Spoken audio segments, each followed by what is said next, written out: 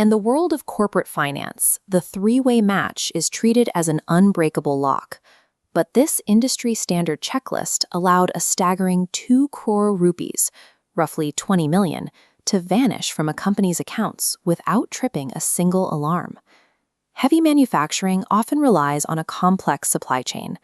Companies rarely buy essential raw materials, like bulk industrial gas, directly from the manufacturer, routing orders instead through authorized local stockists. This procurement pipeline is standard practice across the sector, used for everything from construction-grade TMT steel bars to bulk cement. The vulnerability in this system lies in the assumption that a perfect checklist equates to actual compliance. Finance teams assume that if the internal paperwork lines up, the perimeter is secure. The math for paying these dealers follows a set pricing model: the original equipment manufacturer's base price, plus an agreed percentage markup to cover the dealer's storage and logistics. Traditional auditors validated these transactions by matching internal documents against each other. They tallied the dealer's invoice against the markup rate, the base price, and the goods receipt note. Every box was ticked. Even physical gate registers and factory logs aligned perfectly with the paper trail, showing the expected trucks entering the facility on time. This three-way match successfully proved that internal documents agreed with one another, but it failed to verify if the external source document was truthful to begin with. It was an illusion of control.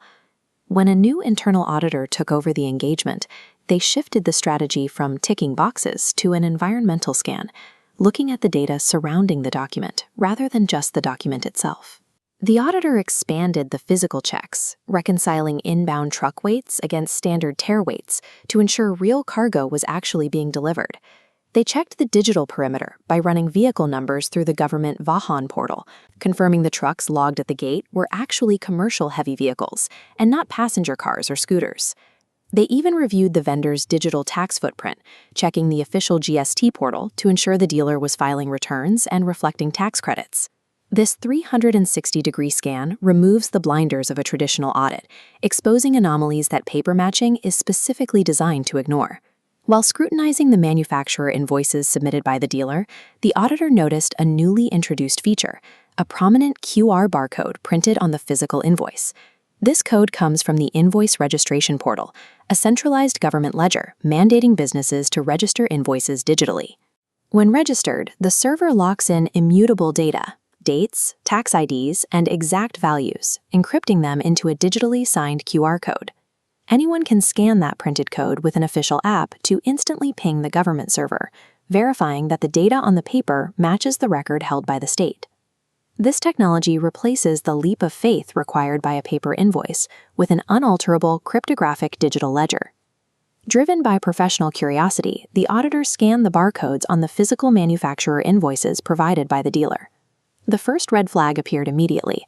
Multiple physically different paper invoices all returned the exact same digital QR code.